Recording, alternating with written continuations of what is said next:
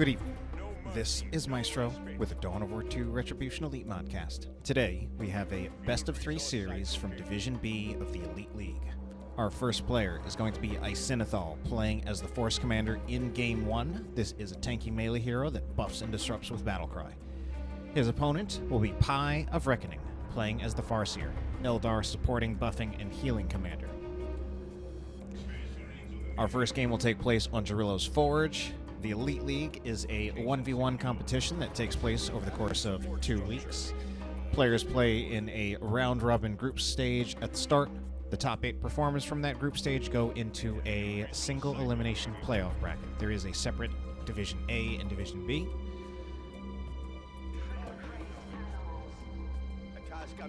And, well, let's take a look at our players right here. Scouts from Icesinithol going to be opening fire on the Howling Banshees. Interestingly, Icesinithol only going with a single scout. Do find that a little bit strange.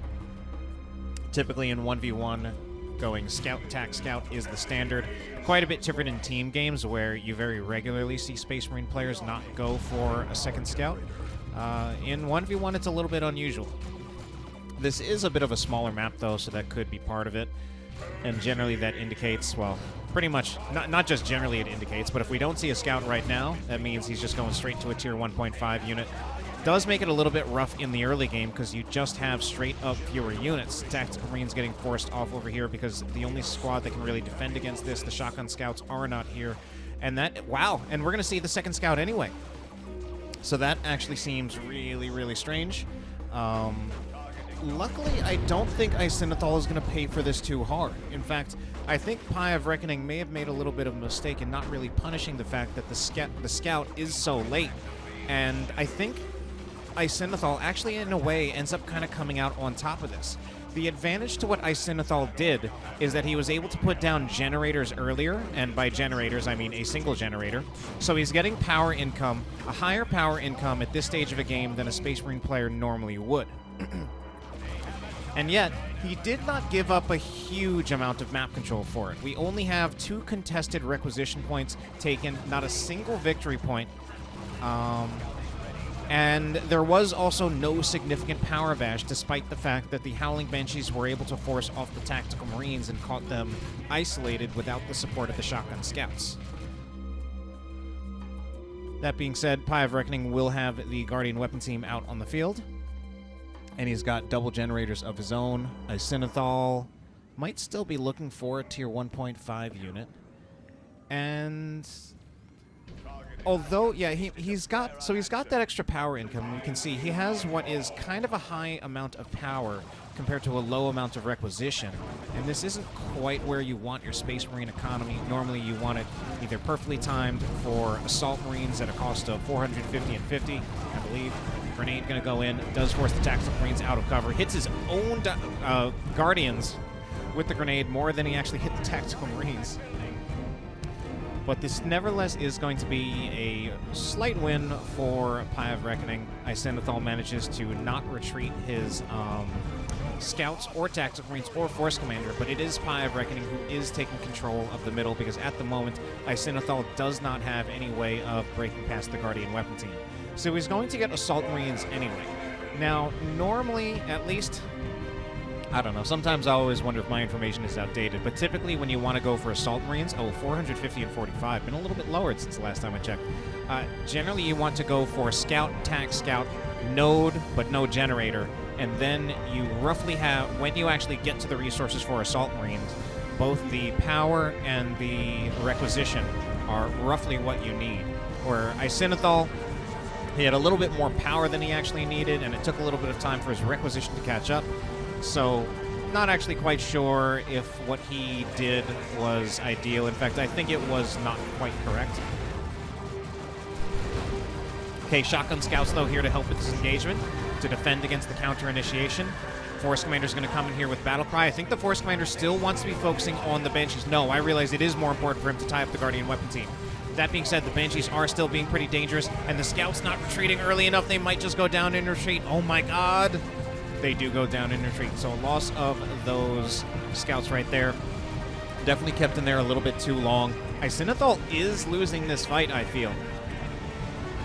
It's pretty close now. The Assault Marines, though, will beat the Guardians. The Farseer is still here. She is full health, so no, it is Icesinithol who wins this fight, but it is a rather costly fight for him.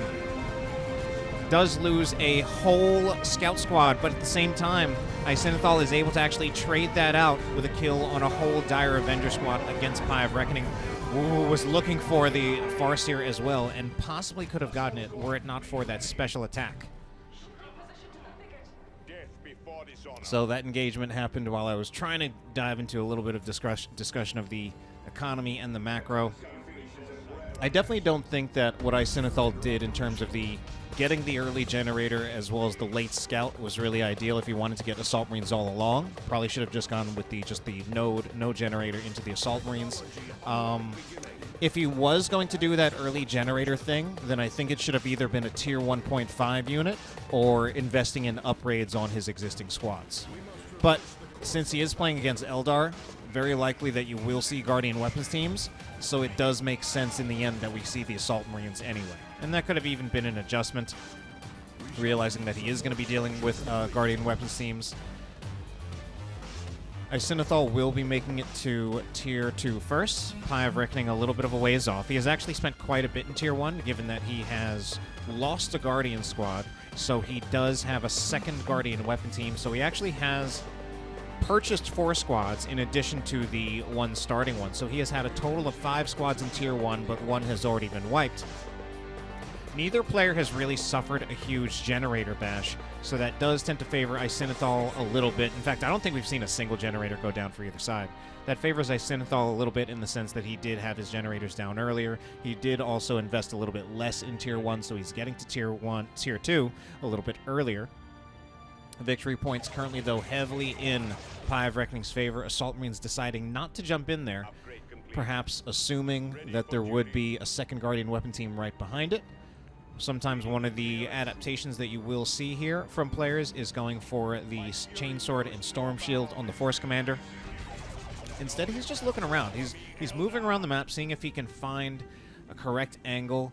But again, he has to deal with 2 Guardian weapons teams. However, now they're not covering each other, but it looks like PieOfReckoning will decide to have the overlapping firing arcs. So the intention behind this is that you want the Assault Marines to jump on the first Guardian weapon team, but Icesinithol looks like, oh no, I thought he was looking for the second one. He doesn't find it. Now the Assault Marines are in quite a bit of trouble. They've already taken a huge amount of damage. Shotgun Scouts will use the explosive shot to knock the Banshees away, but it looks like an Assault Marine model has already gone down. Meanwhile, the Force Commander tried to just do a hard flank to get around the second Guardian weapon team, and he did, but the first one, because the Assault Marines had to be forced off, the first one was able to just reset up and basically just cover the other one. Both Tactical Marines and Scouts getting out of the garrison right there. They actually might have been able to stay a little bit longer, as the Dire Avengers, or rather the Guardians, were not actually anywhere near close, but he also may not have had vision and known where they were. So still that 200 victory point lead for, almost, actually not 200, only about 150 for PieOfReckoning. He actually has not lost a single victory point yet. But man, look at this. Dreadnought is coming out. PieOfReckoning is not even to Tier 2 yet. Now, the only thing about this is that, not the only thing, but just one thing that could be technically a little bit criticized about this is that the Dreadnought arguably does not really capitalize on having a tech lead as much as a Razorback, and in 1v1 a Razorback is arguably just better. So the Dreadnought will come out. By the time it is seen, PieOfReckoning will be in Tier 2, and he can put an upgrade on either one of these Guardian weapons teams. Probably not going to want to do both at this point, which does also change a lot of things for Icesinithol. If there's only one Bright Lance, then that makes it easy for the Assault Marines to jump on the one Shuriken Cannon, because they don't have to worry about getting caught in a second suppression arc. At the same time, if the Bright Lance is forced off, that also means the Dreadnought kind of gets free reign, and PieOfReckoning, possibly being a little late to respond to this, hasn't even gotten a Bright Lance on this yet. I feel like this is still territory where Icesinithol could push in for a generator bash. He is so low on victory points, though, so we'll probably move the Tactical Marines in for just for the victory point capture to try to keep up there. But the Dreadnought, I mean, the Dreadnought still is part of Icesinithol's army, and he'll be able to fight with it. But I'm actually kind of worried now about all the responses we are going to have. Okay, there will be a Bright Lance. For a second, I was wondering if there was not going to be any Bright Lance. But there will be a Bright Lance here. PieOfReckoning's answer it's kind of a lot at this point, but when you have more than one anti-vehicle option, that does at least save you from the vulnerability of just getting your sole source of anti-vehicle instantly focused, which is kind of going to happen here. Assault Marines will jump onto the Guardian Weapon team, the Bright Lance even, so that clears the way for the Dreadnought to do things. But there is the Levitation Field. Howling Banshee's looking to follow up on this, but here is also the Dreadnought. Unfortunately, that wasn't really the advantageous position for those Assault Marines to get knocked back, because they basically got knocked away. My God, melee from the Tactical Marines finishes off the Bright Lance. That's a huge play. Even with losing 2 Tactical Marine models, that is arguably worth it. That might mean that the second Guardian Weapon team also needs to be upgraded to a Bright Lance, or he might just continue trying to put the pressure on the Dreadnought with the Falcon as well as the Fire Dragons. And the Dreadnought arguably in a little bit of a rough position, but this looks like a Tac Drop Pod. Tac Drop Pod throwing down. Fire Dragons managed to dodge the drop pod itself. Oh no, the Tactical Marines instantly retreating. Unfortunately, I feel like if you drop tacs in a pod and then you have to instantly retreat them, you definitely did not get full value out of your tac drop pod. The ability to just put something down globally in any position as long as you have vision is very powerful. So ideally, you would want to use that in a situation where it will help you win an engagement. Say, like, behind a Guardian Weapon team so that you can threaten to kill it, or at least tie it up. Shotgun Scouts being focused down heavily. Guardian Weapon team still being kept as a shuriken cannon. As we see that it still does get some value, the Scouts already forced off. Assault Marines going in, looking for a Melt-A-Bomb, obviously.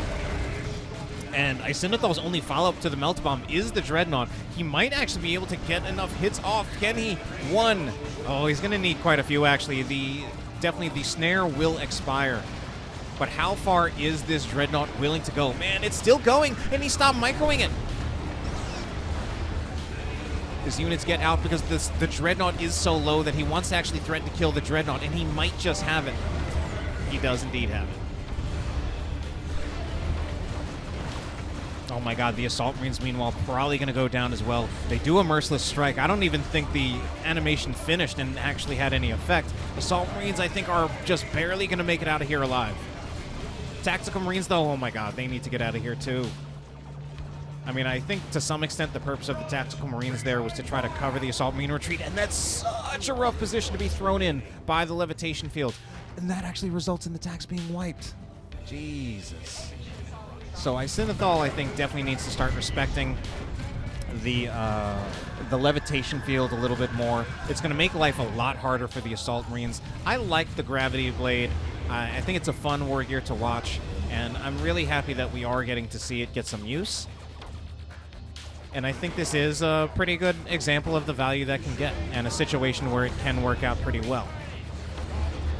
Generally, I think you see the Doombringer a little bit more often because the ability to just increase the damage that a unit takes is universally more useful, whereas this is more of a much more specific counter to mostly melee units, so the fact that Attack Squad got caught in that is a little bit surprising.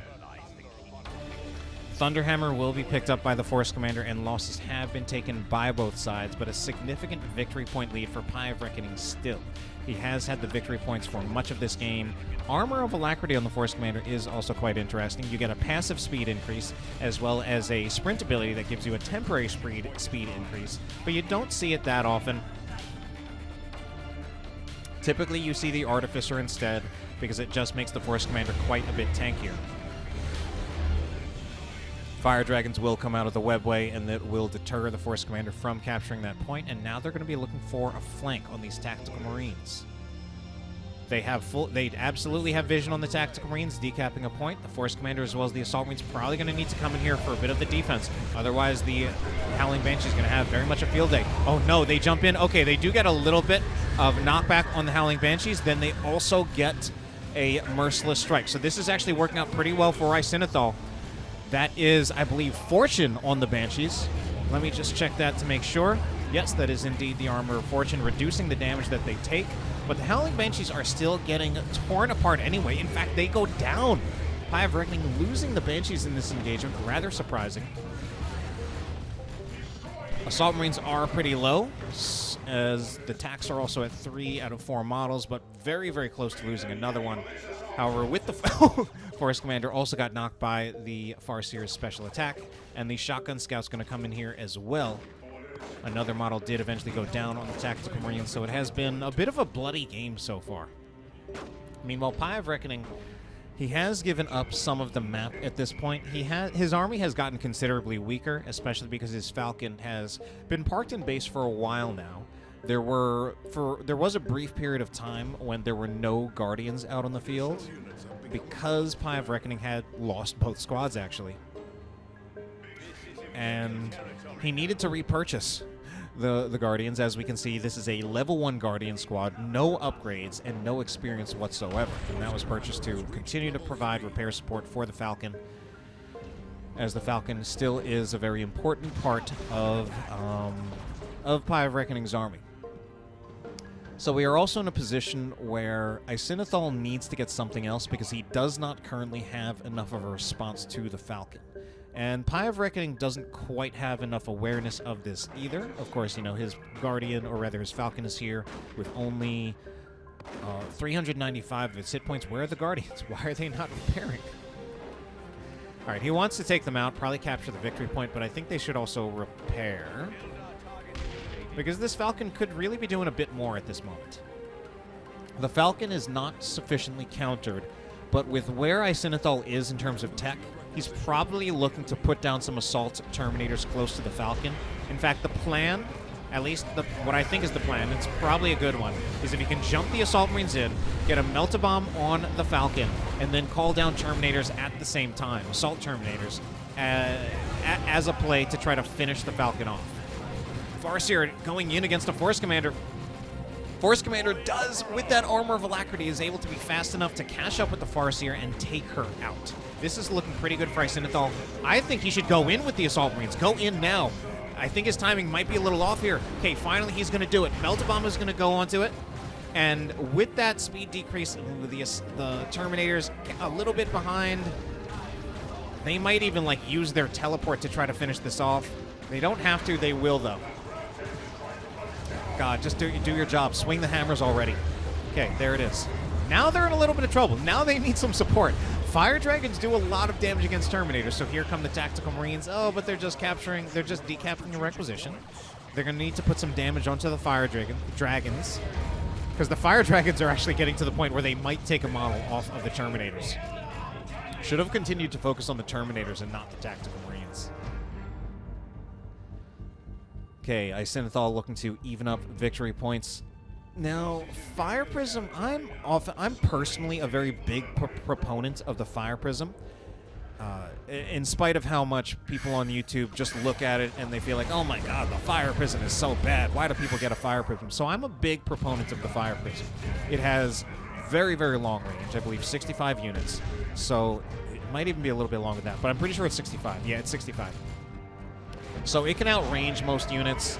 It can often just shoot with impunity if your opponent does not have appropriate counters. But I feel like it's actually very much in the realm of possibility for Icesinithol to deal with this. He's got Terminators, he's got Assault Marines with Melt-A-Bombs. He can get a Power Fist and a Teleporter pack on the Force Commander if he just wants to hard commit to taking out the Fire Prism.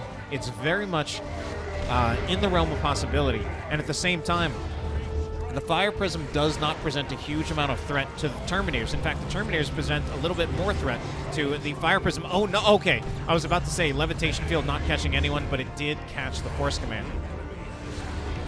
Okay, Terminators actually teleported and were attempting to look for someone else, or targeted a different squad. So the Fire Prism is in a pretty awkward position right now.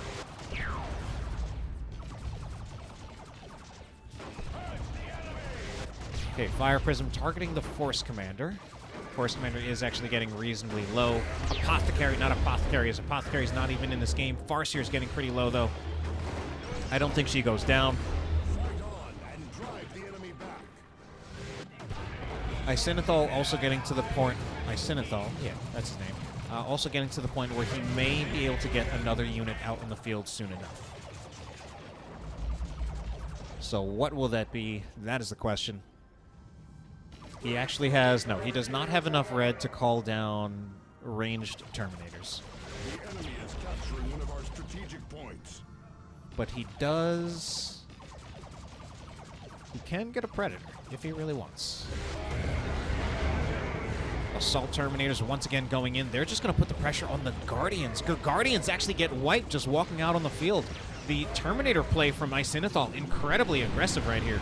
At this point, I'm actually starting to feel that Icesinithol should get a Librarian with how much he's using these Terminators. He's getting a lot of value out of these Terminators, and the Librarian would really help to amplify that. But at the same time, getting a Predator would also just give him a lot of answer to this Fire Prism. So here's also why I feel like he might actually want a Librarian, because he's often going in aggressively with the Terminators. And here it seems like he's just going to try to commit to like trading out here. One Terminator model has been taken down. He's trying to kill the Farseer, but I think he's going to pay for it with the lives of the Terminators. So if he did have a Librarian here, could have teleported out the Terminators with the Gate of Infinity, whereas here, all right, the Terminators, it's a pretty close call. They're going to need some support. Fire Dragons actually do bonus damage against the Terminators. They finally have a teleport and are able to get out of there alive. But they lose one model, and there will also be a lot of time for them spent in base, even for the models that are alive, to regenerate their health. So Icesinithol going to lose a lot of field presence at this time. He's floating a lot of resources, so at this point it means that he's either looking for another Terminator call-in or he's looking for a Land Raider Redeemer. Oh, that Melta Bomb goes in. Might have even caught rear armor. Nope, as it's not turned around anymore. We see the Force Commander actually trying to finish it off. He's doing about 20 damage per swing, so he only needs 2 more, and he can actually finish off the Fire Prism. Oh, but he gets knocked back by the Seer Council, so that will save the Fire Prism. Meanwhile, the Seer Council are here. God, they're just going to town on the Force Commander. We are going to see, I believe, Battle Cry active, so that the Force Commander will start proccing special attacks. I think the Merciless Strike on top of that is a little bit overkill. Oh, but the Force Commander doesn't connect there. He'll get another one, though, so knocking them down again. But I think that's also fortune from the Farseer, giving them that 30% damage resistance. Scout's going to use a shotgun. They will catch the Farseer, not the Seer Council. Seer Council are at 4 models right now. I actually think... I like the synergy between getting the Seer Council alongside the Armor of Fortune. At this point, I feel like Pie should just go ahead and get the Spirit Stones as well to provide them with healing. Since those Seer Council will also... They will just get a lot of value against the Terminators. They're already getting quite a bit of value, and their value will be even stronger if they just continue to be empowered by the Farseer. This might also be a time when it might even be worth it to even switch over to the Doombringer to just really make life hard for the Terminators. A guide could also be put on the Seer Council as well, but it probably is still better off on the Fire Dragon since it will also give them that range increase. Another squad of Guardians. Maybe put battle equipment on this one, just will help keep them alive a little bit longer.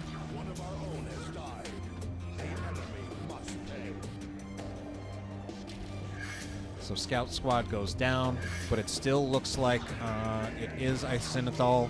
He'll get the double cap if these Seer Council are just going to stick here in range stance, just shooting. So Icesinithol, at this point, I think he's floating unnecessarily. I don't know if it's worth it to continue to wait this long for a Land Raider Redeemer.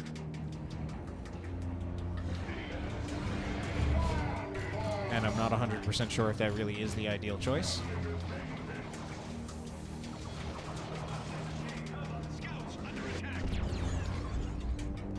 He also does have enough to get Terminators. He can just get a new squad of Terminators. So he does not have to float. My best guess is that he's waiting for an... another time to take advantage of, again, the fact that Terminators can be called in globally, any spot where you have vision on the map. So he's just going to look at it to try to help him win in engagement. And there it is. That should be another squad of Terminators. Yep, indeed, another squad of Assault Terminators, and most of these units will be caught with the levitation field, with Terminators rather loudly screaming. Unfortunately for PieOfReckoning, his Fire Dragons were not there for the follow-up. They would have been very good as follow-up to that. Time field out as well, so actually going to be switching from the Armor of Fortune to the Armor of the Osirian. And we might just have a situation where the sheer tankiness of all these Terminators might begin to be overwhelming. The Seer Council might be good against the single Terminator squad, but I think 2 is just too many. And this is also another situation where normally I am such a huge proponent of the Fire Prism, and there are so many times when, I'll go ahead and say it. People who don't play this game discount the Fire Prism without really understanding what the unit really is capable of. But this is one of the few times where the Fire Prism ultimately was not the appropriate choice. We can see it's not particularly effective against the Terminators. Plasma Cannon is actually a good damage type against Terminators, but the overall DPS of the Fire Prism is not high enough to deal with 2 of them. And this is also a time when now we could really use something like... The Seer Council was not a bad choice at first. Oh my god, the rear armor shot actually going to take out the Fire Prism there from the Melt-A-Bomb. But this would have definitely been a game for not Fire Dragons, Dark Reapers. This absolutely would have been a strong game for them here against double Terminators with just the eye-watering damage that Dark Reapers are able to put out against super heavy infantry armor. Technically, Dark Reapers actually have Inferno damage, which does not have a bonus against super heavy infantry armor, but it's just that the overall DPS is so high on Dark Reapers, and although they don't have a bonus, they don't have a penalty either. So absolutely would have been a strong Dark Reaper game. I even wonder at this point if PieOfReckoning might get some Dark Reapers, because I actually feel that at this point that is the strongest choice that he could make. Especially also with how much the Gravity Blade has been doing. The Dark Reapers would really not have to worry very much about the Gravity Blade at all. Dark Reapers would also be able to help deal with this Force Commander quite a bit, because chances are he wouldn't be so close to them, or if he is, he would be disrupting only them and not the other units. Gravity, or rather Levitation Field used. Assault Marines managed to jump out just in the nick of time, or do they? It seems like they're under some minor effect, but they've definitely jumped out of it. And Seer Council just barely get out of there alive, back into the webway. This is a double cap for Icesinithol still, and this game has actually been going on for so long. But overall, I feel it's been a pretty strong game for Icesinithol. I feel that some of the unit choices for PieOfReckoning were just not really ideal. Fire Dragons actually... I feel the Fire Dragon choice was good. It might not look it as much, but I think just the other choices have not been quite as strong. The D-Cannon. I'm not feeling the D-Cannon choice.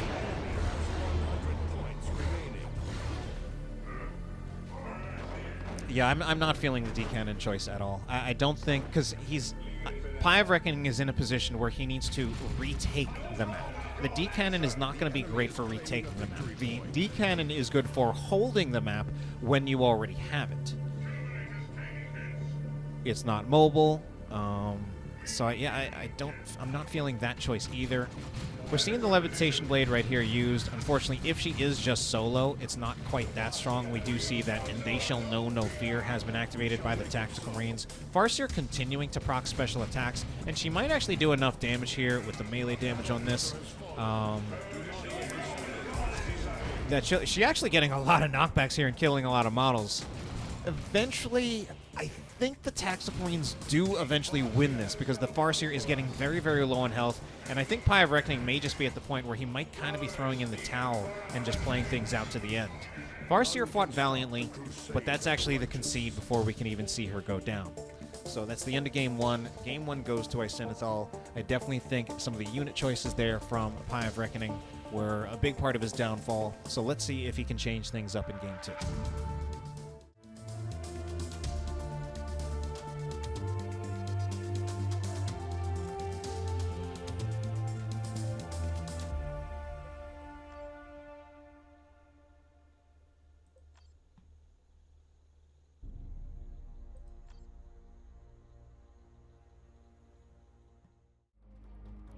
Game number 2 will take place on Calderis Desert. Icesinithol leading 1-0, and this time switching over to the Lord Commissar. Slightly tanky melee hero for the Imperial Guard, has a free energy shield, and he can also execute his troops to make them fight harder.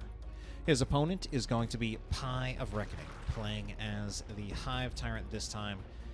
Very tanky melee hero, one of the tankiest with some of the strongest base stats. Can charge, is also immune to knockback and suppression, or at least weapon knockback. So we'll see how this matchup goes. Certainly for Icesinithol, he is playing something that is going to be a little bit more difficult on the execution. A lot of it's going to depend on, keeping his Sentinel alive in Tier 1. Double Termagant build out of PieOfReckoning, not going for the triple Hormigant, and we've seen a little bit of triple Hormigant. I have, at least. You may not have, as I was doing some live casting with Red Rupee over the previous weekend, where triple Hormigant still definitely a thing. Even seen it being used against Imperial Guard. Ooh, we're going to see triple Termagant. That I wouldn't expect as much. But definitely the idea here, or at least one idea here, is it's going to be a lot more pressure against the Sentinel because it's just yet another ranged unit. And it is also going to be something that is going to be making it very, very difficult for the Lord Commissar to do anything, or at least to actually fight, because there will be 3 casts of Crippling Poison to just prevent him from getting into melee. Pretty much all the Crippling Poison casts will be used on him. Meanwhile, possible we might see the extended carapace on the Hive Tyrant, allowing him to charge in. Will allow him to break the Imperial Guard lines a little bit better. That can bait out the stomp on him as well, but the Hive Tyrant is also so tanky that he might even be able to weather that storm of las guns or flashlights. 1 squad of Termagants off the field, but still 2 here in play. Now these Termagants, though, they will be unupgraded at the moment, as it's still very, very early on into the game, so they are quite weak in terms of their raw damage output, and I don't think he wants to lose the Termagants this early. Certainly one thing he also needs to be careful about if you're going for a triple Termagant build is he really, really needs to be careful about the bleed. So if he's going to go with this, I think ideally he wants to bunch up the Termagants, because the whole idea with this is to get overwhelming range damage. And he wants to be able to just use that overwhelming range damage to put pressure on the Sentinel. And you want to keep them together as a way of just minimizing your bleed so that the pressure that they have is felt soon. And I think it should be the Hormigants that should be more relegated to capping duty and controlling the map. It does actually seem like PieOfReckoning is doing quite well on that map control at the moment, though. He does have the VP lead once again, but he also had it last game. And he did end up losing that game, but look at this. Already a lot of Gaunts being killed, so I am a little bit concerned from that bleed from PieOfReckoning, as at the moment he is very undoubtedly being out-traded in terms of losses and bleed. But for the moment, he has control of the map, so hopefully he'll use that to capitalize. Sentinel kind of caught in an awkward position here. Will just have to straight up raw walk past the Sentinels, or rather the Termagants, and just count on the fact that these Termagants, many of them only just now getting their Crippling Poison, so their damage really isn't that overwhelming just yet. Once we have Crippling Poison on all of them, that is going to make their damage quite overwhelming. And it's still a little curious to me. I'm still not completely sold on the triple Termagant. He gets the squads out faster, but I'm not sure if it really is a better idea than getting, say, just double Termagant with a Ravener. And he could get the Warriors on top of the Raveners as well. That's definitely something that is completely something that Tyranid players do. And getting this many squads in Tier 1 for a Tyranid player is not unusual at all. So here we see just how much that Crippling Poison is just going to prevent the Lord Commissar from getting anything done, because there's no other unit from the Imperial Guard that's really going to be looking to get into melee like that. Catachan Devils really only going to get into melee if units are getting close to them, and they'll probably use a Shotgun Blast before that happens. Shotgun Blast, yeah, I was going to say will be used now, and the Stomp will be used on the Hive Tyrant. Possibly could have not used both, possibly could have just used the Stomp to actually hit both squads, but it's not going to matter in the end, as we will see both the Hive Tyrant as well as the Warriors getting forced off anyway. Now, let's take a look at what else he has. So he's going to go for the Improved Synapse. I was entertaining the idea of the extended carapace, but this does make sense as a way of just synergizing with the termagants, making it also so that they are a little less likely to bleed because they will just have more health coming from the basic synapse. No, just kidding. The improved synapse. Sir, that generator's taking hits. Eventually, though, yeah, I was about to say eventually we should see a Barb Strangler on this warrior squad. Straight up melee warriors really not going to be great in this matchup unless the Sentinel has been taken down or you're playing against someone who has a non-Sentinel build. And especially with the double Catachans now, double Catachans out of Icesinithol, warriors are rarely going to be getting into melee, but the effect of the Barb Strangler is very, very powerful. Completely accidental retreat here on these Catachans, it looks like to me. Victory point is slipping away. Icesinithol, I think, I still think he can fight this. I don't know why the Barb Strangler was that close, though. I guess they were looking for the suppression on the Catachans, and overall, this is actually PieOfReckoning winning this fight. The Sentinel getting so close in here does get a nice big stomp, but there's not enough damage to follow up on it to actually force all the termagants off, and certainly enough termagants here to put a lot of pressure on the Sentinel.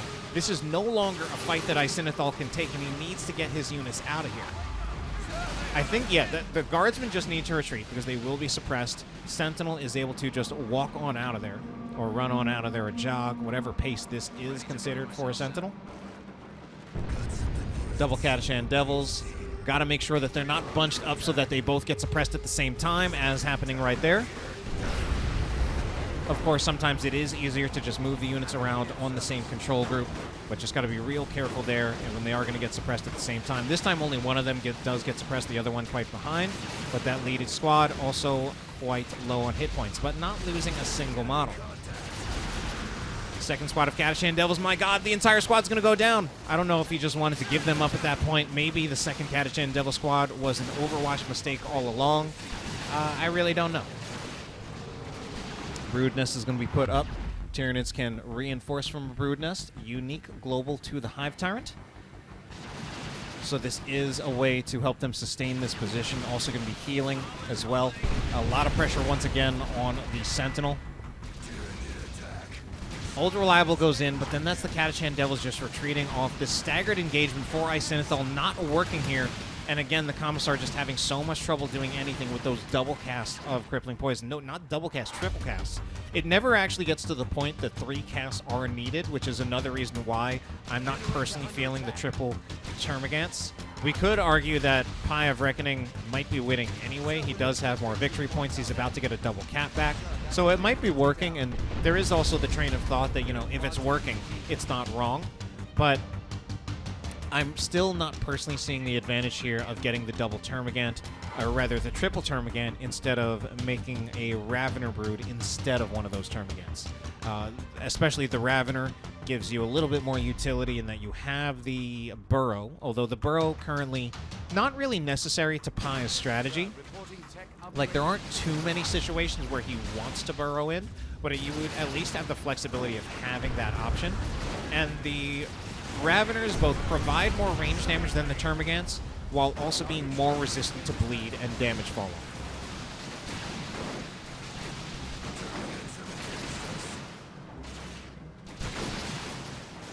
Termagants right there. So I don't know if I'm guessing the idea for this is kind of similar to like a triple shooter, but the Termagants don't quite have the raw damage that the shooter squad would. Nice little micro though from PieOfReckoning, moving back, kind of the stutter stepping there. Very StarCraft-esque. So that generator's taking hits. Lost the generator.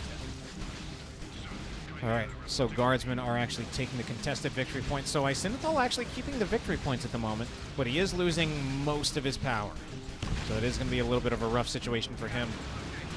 Chimera's coming out. I don't even know if the Guardsmen aren't even here.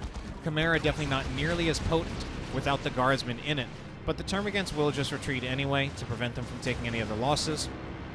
To be fair, they pretty much achieved their mission. They got the generators, and they get out of there while minimizing their losses. So I think it's a decent retreat, even though it does mean it is more time for Icesinithol to capture the map and possibly even get a triple cap. There's actually, yeah, he's probably going to get a triple cap. What are these warriors waiting for? Just hiding in the bushes or the wood or whatever these things are. The eggs. Sentinel needs to be pretty careful here. The Venom Brood going to be built in base along with a Zoanthrope. The Zoanthrope, a pretty nice choice in this matchup. Artillery unit for the Tyranids. Single entity, rather squishy though. Often has to fear melee squads, flanking melee squads, infiltrated melee squads, jumping melee squads, and the Imperial Guard don't have too many of that. So unless we see Catachan Devils out for Icesinithol, not Catachan Devils, unless we see Ogryns out for Icesinithol, he may not have a whole lot of ability to put threat on that Zoanthrope.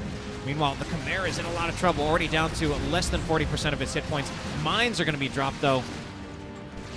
Mines will just be spotted, and once they are spotted, they also will not proc. Catachan Devils will use Over-Reliable to knock down the Venom Brood, so at the moment, oh, the Chimera might actually go down from the Electroshock rub. My god, 1 hit point. Are you kidding? Sentinel might not be so lucky. My god, it has stopped moving. What happened? Like, at that point, when your vehicles are under that much threat, it's literally like you select them and you click on your base instead of trying to issue, like, multiple move orders. So Chimera does stay alive, and it will be an Ogryn purchase. Ogryns to try to put pressure on the Zoanthrope. Yeah, there are many ways in which this is actually now looking really bad for Icesinithol, despite the fact that he has over 100 victory point lead. He has no power, so he's probably going to be in a situation where PieOfReckoning is going to be moving into Tier 3, and Icesinithol will be stuck in Tier 2. And Imperial Guard is not really a race that wants to be stuck into Tier 2. Stuck in Tier 2. And technically, no race wants to be stuck there, but some races can handle being stuck in Tier 2 better than others, and Imperial Guard is not really one of them. So let's take a look at the Commissar. Commissar has no upgrades either, to be fair. I mean, I don't think it's going to make too much of a difference. Like, if he gets an upgraded weapon, he's having trouble getting into melee anyway, so in many cases he is just being relegated to being a capping unit. But another idea here would be to look for maybe a support upgrade, something like the Aura of Discipline, or one of the armor upgrades to buff the execution ability as a way of allowing him to support his own units. Another possibility is also getting the Flak Jacket so that he can also execute enemy Tyranid units. Also something that can be a little bit troubling for the Zoanthrope. So Catachan Devils moving in here. Catachan Devils are 100% going to lose this fight. I mean, they're using their abilities, but at this point I feel like he's just having them use their abilities just to use their abilities. Ogryns are here, but no Bonehead Leader. They're going to get suppressed. They're going to get snared by the crippling poison. Just more and more, I feel like this is not the fight that that Icesinithol really wants. It's getting worse and worse. You get the Ogryns into melee, but their health is already so low, they actually get suppressed by their own Commissar mines, I think. Okay, I think they did just get a Bonehead Leader. And now they are reinforcing off the Chimera. And amazingly, Icesinithol manages to turn that fight. I am honestly pretty amazed there that he did manage to win that. I think the thing that really turned the fight was getting the Bonehead Leader. The Bonehead Leader just gave the Ogryns just like an extra shot of health that they needed to stay in that fight, and I'm pretty sure he also activated their charge pretty much immediately, and that disruption also helped him turn that fight. That being said, Ogryns here. I don't know if this is going to work, and now the Ogryns probably just going to have to retreat, and I think that's also a somewhat unnecessary retreat, given that they had the support of the Chimera. Oh no, model does go down. So the generator is online. One thing I'm also a little concerned about is this Chimera often, I feel like the Guardsmen are often not near the Chimera. And really the maximum value is with the Guardsmen near the Chimera. What is Icesinithol going to do? He does have some generators down. He might want to get some plasma guns, but he's also in a situation where he... Oh my god, Commissar is going to go down. Yeah, Commissar can't really deal with all of that melee damage.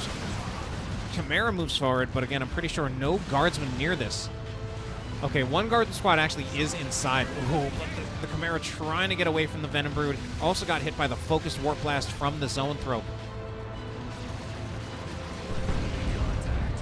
So PieOfReckoning coming right back out on the map. Pretty soon he will overtake Icesinithol in terms of victory points.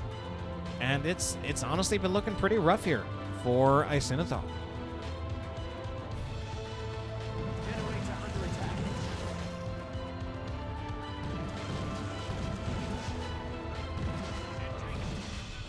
Another thing that also could have been considered here, but very much would have been high risk, high reward, would have been a Manticore. Since PieOfReckoning does have this big infantry blob, pretty much all of his squads would be very vulnerable to a Manticore strike, and it might be difficult for him to split that up in time to prevent himself from taking too much damage, and if it's just a full-on retreat, that benefits Icesinithol, and that's also something that could kind of clear the way for Icesinithol to move forward. Guardsmen getting really, really low, and that's a full retreat for them since they don't have a Commissar leader. Yeah, I think this game is slowly starting to slip away from Icesinithol. He has surprised me in a few engagements. Unfortunately, I don't think this is going to be one of them. I think he loses this engagement. Ogryn's trying to go in, trying to make something happen. They're knocking over a bunch of units, getting a lot of disruption, but eventually they will just be overtaken. One model goes down on the Ogryn's. Oh no, and it also is the Bonehead leader, and that Bonehead leader, not cheap to repurchase, and a lot of the effectiveness of the Ogryn's does rest in having that Bonehead leader.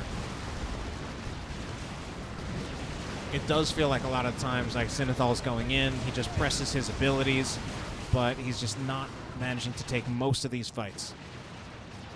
Meanwhile, the sustainability of this Brood Nest is also doing a lot for PieOfReckoning as well. Now, he can't retreat back to this Brood Nest, but as long as he can have the discipline not to retreat, wow, Commissar is actually in the back trying to take care of this. Mines will be thrown in. If he had some way of detonating the mines, and again, that's another time where the Manticore might actually be a reasonable choice here.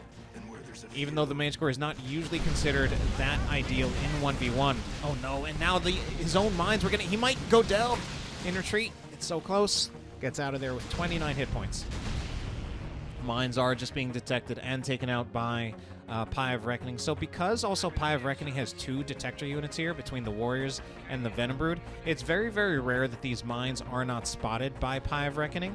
And this is also another situation where I don't think the mines are really going to get that much value unless he also had a Manticore, which he could use to just throw in a Manticore strike and then instantly detonate the mines. That's also something that if PieOfReckoning sees that happening, he might not even try to dodge it. Might just like panic retreat through it. So the mines actually have very, very little threat at the moment. And instead, I think it would make a lot more sense here to be using the Flare instead. I don't think I've seen a single Flare from Icesinithol. He's trying to make things happen with these mines. It's not working. Whereas PieOfReckoning does have a mostly ranged army. Also something that is particularly important for dealing with the Zoanthrope, since the whole strength of the Zoanthrope right now is that it outranges everything Icesinithol has by a rather big amount. And do we have that Neurothrope as well? Yes, we have the Neurothrope. If I remember correctly, I think the Neurothrope actually does not have as much range as the Zoanthrope, but it's still a long-distance unit, going to have a lot of range, more so with its abilities. I think this game is actually getting pretty close to over. Icesinithol just keeps going back in, and it just keeps on being unsuccessful. PieOfReckoning is in Tier 3. Finally, we are actually going to see it as a Manticore, but I think we're also at the point where it's too little too late, probably. Yeah, it's a triple cap against him already. The Venom Brood is chasing into base. The Manticore does have some issues where I think protecting it would be kind of difficult if the Venom Brood do push in like that, which is also why I did say I feel like it would be high risk, high reward. But just from how I've seen some of these engagements go, it was just one of the few things I could think of that might work better than what Icesinithol currently has. As it is, that Manticore, it's gonna come out onto the field, but I don't think it's early enough to make a difference. I think this game is over, and I think we move on to a Game 3.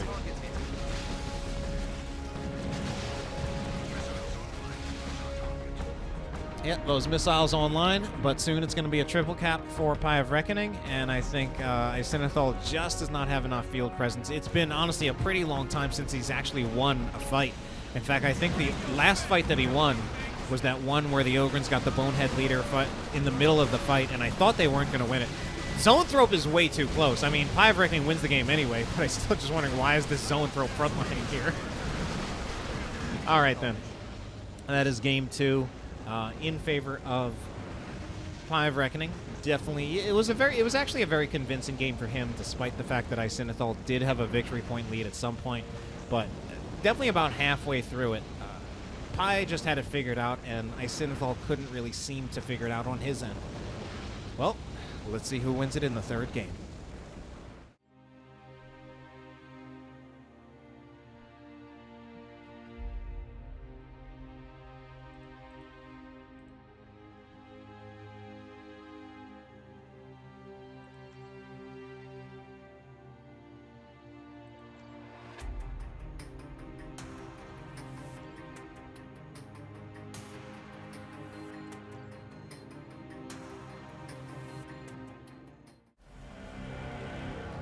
Game number 3 will take place on Selenon Island. Icesinithol this time will be switching over to Sindri, Trollface, Chaos Sorcerer, spellcasting and battlefield manipulation hero for Chaos. PieOfReckoning will still be playing as the Tyranids, but he's going to switch over to the tunneling Ravener Alpha, global mobility with his tunnels, strong in range to start out, but can also get melee weapons. So this time we will see the triple Hormagon out of PieOfReckoning, a little bit more appropriate against Chaos, as Chaos certainly does not have as much range damage early on to start out, so won't be able to focus down the Hormagons as much on approach. There will be a lot of times when Icesinithol will have to contend with these Hormagons in melee, more often than he would, say, in the previous matchup. Although the Sorcerer certainly has some answers. He's got Doom Bolts if he can manage to nuke down some Hormagon squads before they get into melee, or even when they get into melee. An option here is he can let the Hormagons get into melee with the Heretics. Heretics can suppress to pin the Hormagons in place, and that makes it really, really easy to connect with some Doom Bolts from the Sorcerer. Yes, I have calculated the power of your units fulfill your So Hormagons moving up pretty far here. This would actually be a pretty good opportunity for a demonstration of what I was just talking about, but it looks like the Sorcerer doesn't know where to go, and the Hormagons actually just straight up retreat out of there without anything happening. That being said, another squad of Hormagons, or rather, now it's a squad of Heretics that is retreating, just getting my H-words confused here. Most likely we're just getting shot at by the Ravener Alpha, realized that there was really nothing they could do there other than retreat or continue to bleed models, and they chose the former, as that would be less costly for Icesinithol. Rather passive game so far. No big engagements, mostly just map control, even with the Sorcerer here getting the decap on PieOfReckoning's natural, just as PieOfReckoning did the same to him. Heretics, I feel like Heretics don't want to just be looking around for this Ravener Alpha. Okay, Ravener Alpha will volunteer to get into melee with the Heretics. We'll see how this goes. I think if it weren't for the Hormagons here, it does look like the Heretics are kind of overwhelming the Ravener Alpha, but now the Hormagons are here. And this should be a winning fight for PieOfReckoning. This needs to be another retreat. So another time where the Heretics having a little trouble getting things done. They are being caught alone by themselves, and there's just not a whole lot they can do in that situation. Meanwhile, I hear the sound of Doom Bolts going in, scaring some Hormagons off the field. Oh, what are those Heretics doing, though? Stopped a little bit while in retreat. Wanted to take a look at the Sorcerer's Doom Bolts. But that global mobility from PieOfReckoning's Ravener Alpha proving to be a problem at the moment. Oh no, the Sorcerer, this is going to be a problematic fight for him. They're actually running away from the Sorcerer. I felt they could have overwhelmed the Sorcerer there. He doesn't have the Sword of Flame, so he doesn't have Coruscating Flame either. And eventually he does get a special attack, though, so they do kind of have to worry about that. I guess they were like recommitting. Oh no, this is a Hive node. Oh no. This is... oh god. This is painful. The Hive node is a building for the Ravener. And I'll be completely honest and say that I often forget exactly what the Hive node does, but I can tell you what it effectively does. It is a very powerful defensive structure that makes it very, very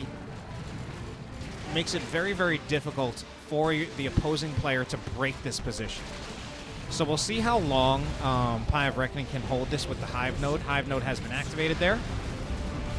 And he's going to take out the Heretics with that. Just turning on the Heretics with the presence of these double Hormagons. Raptors are now jumping in. But the Heretic squad is down. PieOfReckoning currently owns this point. It looks like he actually does not control the power node. But oh my god, so much effort being put into taking out this Hive node, but it's actually so tough. Eventually the Hormigons should get overwhelmed here. But the Ravener Alpha, what did he do staying in there so long? I felt this was actually such a potential power play out of PieOfReckoning. He still did get the squad kill. But losing the Ravener Alpha there was completely unnecessary. I guess he maybe just overestimated how long he was going to hold this with the Hive node. Yeah, if anything, the Hive node, I was worried there that the Hive node by itself was actually going to win the game for a second. Doesn't look like that is going to be the case, but Icesinithol still definitely suffered quite a bit there. Lost a squad. So much of the map was either in PieOfReckoning's favor or decapped.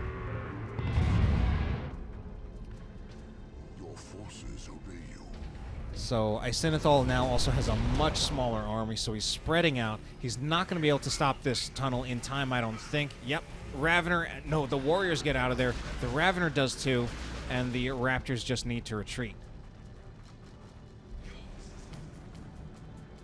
Your units fulfill your command. Hormigons will retake the natural victory point for PieOfReckoning. Aggressive melee as well out of PieOfReckoning.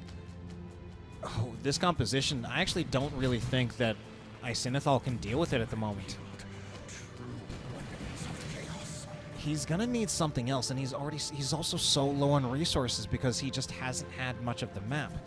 He's got an aspiring champion on his Heretic squad, and I feel like I understand why, but I'm also concerned that I think he needed something else first. Like maybe a Havoc. Even a Havoc is so vulnerable if even just one Hormigon brood does manage to just get around the firing arc and tie it up. But I'm still just looking at what Icesinithol has, and I think he literally just can't fight PieOfReckoning's army when PieOfReckoning's army is all together. And part of that is numbers, but part of it's also just that it's all melee, and there's just not enough here for Icesinithol to keep this at bay. Sword of Flame is another one where, on the one hand, I kind of understand why that might be desirable, but I also think it's just not. I feel like those resources needed to go into something else. They needed to go into a unit. Okay, finally the Havoc's going to come. Like, if I had to say what I think he could get, I think maybe instead of those upgrades, I think he should have gotten a second Heretic squad and a Havoc. Meanwhile, this Heretic squad is going to go down! Oh my god. That cannot happen.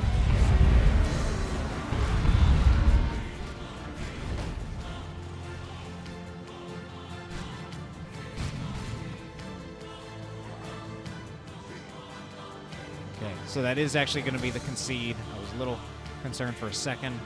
That is game number 3 going in favor of PieOfReckoning. And I mean, I'm just looking at what he has. That second Heretic loss, that was a big problem there. So it will be a 2-1 victory in favor of PieOfReckoning. Hope you enjoyed it, and have a good night.